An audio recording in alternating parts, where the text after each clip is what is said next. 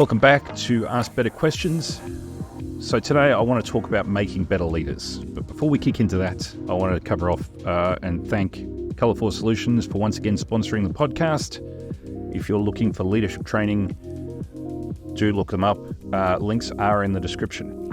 So, making better leaders, lifting up and improving leadership worldwide. This is my mission, and this is our mission at Colour4. It's a huge task. How do you become an excellent leader, and how do you then transition to become an exceptional leader? Well, it's more than just having leadership skills. So what does it all mean?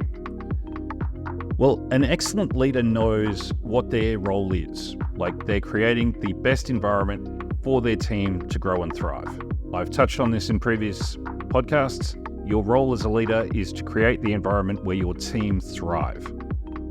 So excellent leaders also know how to communicate effectively. Now, communication is understanding that it isn't what is said. It isn't what is meant. The key part and the key takeaway for communication is what is understood by your audience. If your audience doesn't understand or is confused or takes away a different meaning, that's on you as the communicator. If you're leading, your job is to make sure communication is clear and understood, not just that you can point to somebody else and say, hey, do you understand this? This makes sense to you? Yep, cool. If it doesn't make sense to your team, it's poor communication. Or if it sends the wrong message to your team, it's poor communication. Well, and while we're on communication, still on that, your role will include having to have difficult conversations. So as a leader, you need to be comfortable having difficult conversations. I remember several managers, and I mean numerous managers here, who when they're having difficult conversations, they keep their talking to a maximum. And it's the opposite of what you should do. They keep filling the space with words. So there's no thought process, it's just more words, verbal diarrhea. Leaders are comfortable with silence. Leaders own that. Excellent leaders are also self-aware. They know what they need to focus on, and they make time to do that. Excellent leaders are genuinely interested in their teams. That's both at a personal and a professional level. Excellent leaders are humble, and they continue to improve their skills. And lastly, excellent leaders manage their time well in order to be able to afford their teams assistance as required. So what then is the difference between an excellent leader and an exceptional leader? And why should you be exceptional? Well, to answer those questions, I'm going to take you back to 2004. Now, this is going to sound like ancient history to any of the new gen people listening, but that said, 2004 does exist, people, look it up. It was a time before AIs read every CV that was applied for. So picture this, I'm sitting outside an office with a collection of other equally qualified and equally nervous job applicants. I've just left the police force and I was applying for a white-collar job again for the first time in years. Now, I was very, very nervous. I'd just left a job where I faced down weapon-wielding criminals, and here I was sitting in an air-conditioned office in a suit and tie, nervous to meet some HR and middle management people. Thinking back, I've got to laugh to myself, but at the time, I was very worried, and mostly that I wouldn't be welcomed back to an office environment. The skills that you learn in the police force don't translate very well to facing down criminals in the tea room. Not really a thing. Anyway, this was an interview for a major bank, and it was a very sought-after role. I remember that just before my name was called, I had a realization. I was scanning the room, and everybody there in that room was excellent. They had excellent academics, so they were excellent academically. They were excellent, in terms of experience. They'd had all the right roles in other banks. They likely had excellent references and an excellent job history. They could all do the job, or they wouldn't have been there waiting for an interview, like myself.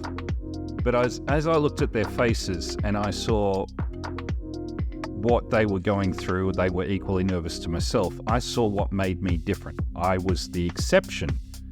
I had a point of difference that they didn't have.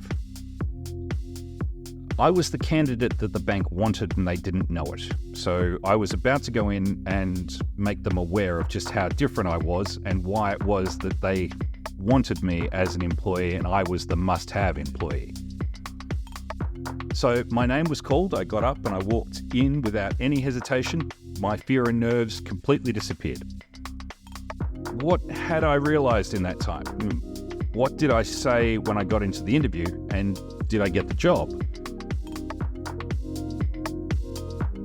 Once inside the interview, I told the panel that I'd just finished being a police officer, and daily I handled situations that I had zero or next to no training on.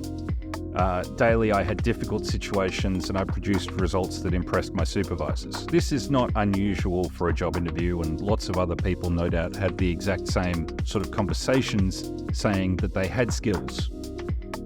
But the way in which I presented it, and the more astute of you here may have picked up on, was I wasn't talking specifically to the skills.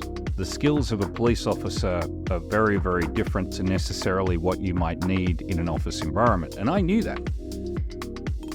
In fact, some of the skills that I referenced may well have been skills that people in the office waiting room that I left already had. The difference was I emphasized the fact that I did these skills daily. The takeaway was that excellence means you have the skills, and exceptionalism means you not only have the skills, but you use them regularly and you can and do apply them as needed. And that's what I put across in my interview. I was very upfront about having the skills. Yes, other people have the skills, but I was using them daily. I was ready to step up to this leadership role. I made it clear that exceptionalism, which is how I identified myself, is not just skills-based. It's not just having the skills. No doubt everyone in that room could do the job, but having the ability to apply those skills and actually doing so regularly.